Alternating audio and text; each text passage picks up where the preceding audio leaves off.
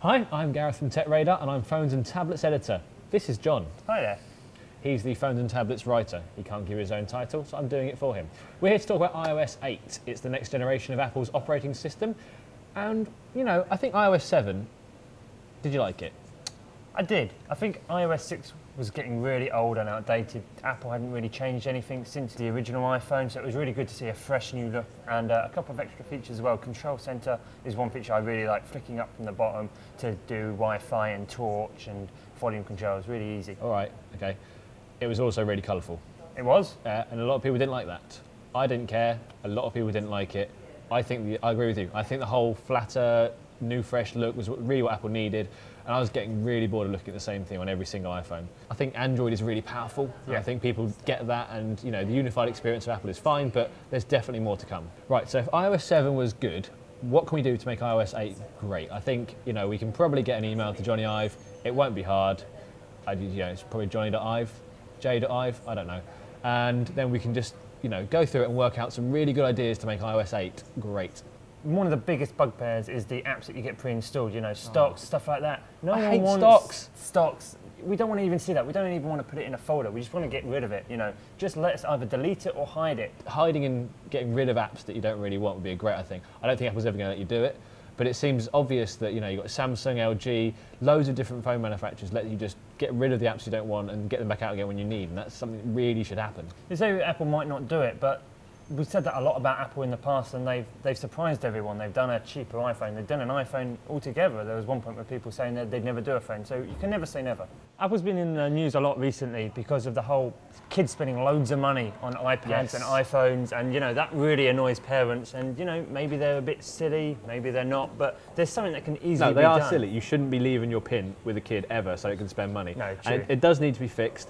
And when you look at the amount of phones and tablets now that have kid mode, I mean, Samsung's launching kid-only tablets, for God's sake. It's, you know, the fact that a 2-year-old can pick up an iPad and know how to work it means it should have a way to lock it down so it's safe and you can structure the way it wants to do things. We're getting apps for kids on the iTunes store, so we really should have that on the tablet as well. So we're talking about apps, and I think the App Store definitely needs an overhaul, and this is controversial, I think you should take a cue from Windows Phone. Whoa, hold up. Yeah, and by that I mean you should have trials. You should be allowed to do things quickly and have a look at, see what you want the app to do, and you say, yeah, that's what I want to buy. Because there's so much more engagement when you've bought an app and you actually want to spend money with it when you trust it, rather than just, oh, this might work, it might not, I don't want to spend 70p. Definitely, and no one wants to try and faff around about trying to get refunded if the app doesn't work properly or if it's not what they wanted. It's a big hassle. It does need a bit of an overhaul in general as well, just to make it a bit more streamlined, a bit more user-friendly. And I think apps as well, they don't need to be siloed. Do you know what I mean? Like when you get a phone and then you use an app for a while and you get loads of really important data and then you just lose it because you reinstall it. It's like, you know, you look at things like Real Racing 3 where you have to log into, say, Facebook and you can race with your friends, and it also saves your game, so you can play it on any platform. So most people have got like an iPhone and an iPad, so iOS 8 should have the ability to communicate between apps, you know, saving them interoperability, and in an easier way to do it, I think. I mean, part of that is on Apple, but part of that is obviously on the devs as well. Yeah, but Apple should make an easier mechanism. Yes. You know, you've got iCloud, why can't we do it? Yeah. You know what I really hate about iOS? What? I go to send an email, I can't attach a document. That is... It's a simple thing, why can't I do it? Johnny Ive, tell me, please, write to me. I don't know. But it is crazy, the fact that you can't just clip things that you want to clip. I mean, it's the fact Apple wants to secretly lock you out from all the files that may be contained within your phone. You know, we get so much. You know, your iPhone or your iPad is such an important tool for PDFs and everything when you get emails going through. And it's like, I should be able to manipulate these as I want to. Something else I really want to see is app settings actually in the app. Why, if I want to change the settings in my app, would I then leave the app to go to the main settings menu to then find the app settings in there? It's stupid. And it's not even in the right place. They're all like different bits and pieces up and down. Like you can't find a way to just say, I want to move certain music settings.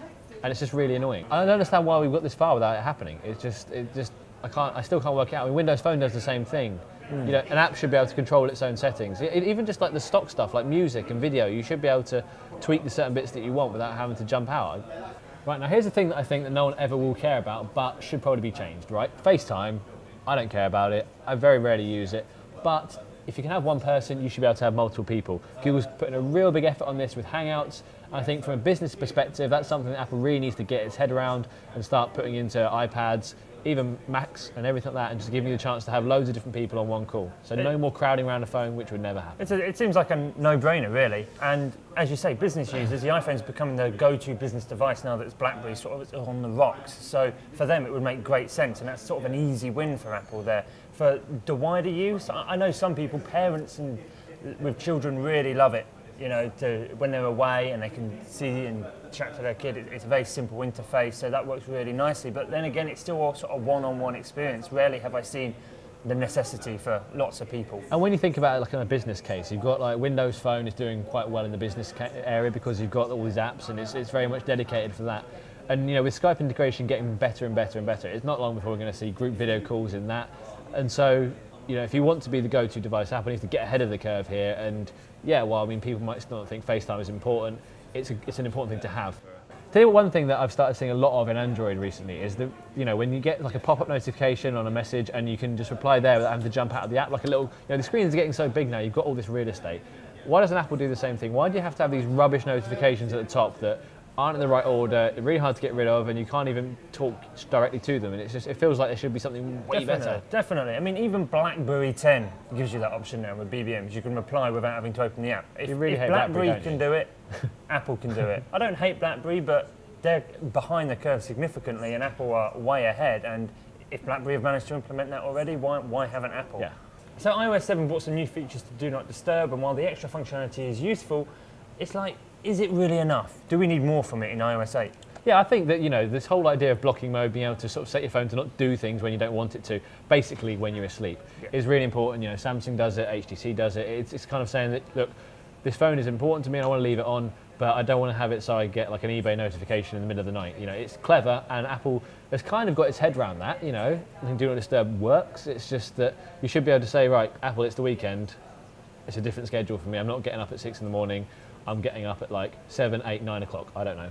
The Moto G comes with Motorola Assist, and that scans your calendar for all your meetings and will recognise when you're in a meeting and will set it to silent. So, you know, Apple could easily do that. Text manipulation, it's a hot topic, or is it not really? It's not, because it doesn't really matter. But Apple has had a system for the very last, what, 3 or 4 years? Yeah.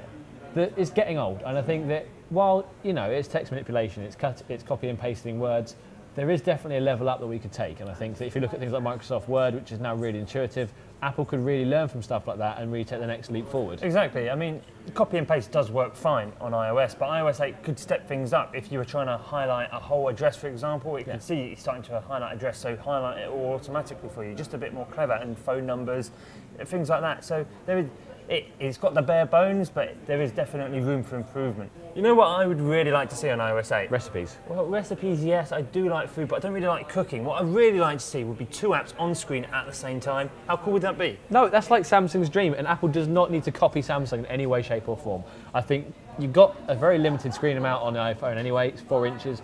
Then you go to the iPad, maybe it's a little bit bigger, but no, I don't ever want to see 2 apps at once. All I need is like a calculator or a calendar floating up whenever I need it with a little bit of information and pop down again. Sony does it really well. Stick with that at best. Apple does really well with the 5-finger gesture where you can flip left and right between apps. The problem there is that it doesn't ever hold them properly. So like you say you're looking at something in a browser, you do need to maybe jump to a spreadsheet. You go back again, the whole thing reloads. It's like, just stay where you were. Do it, you know, keep things held that way. That's fine. You never need 2 things at once. It overcomplicates things, it makes things very difficult, and it's completely against what Apple is trying to do. iOS 8 needs to be simple and needs to stay with that. So that's our take on iOS 8, the things we need to see. Now you tell us what you need to see in the comments below, and please stick around with TechRadar, subscribe to find out all the best of TechRadar's views, news and video fun.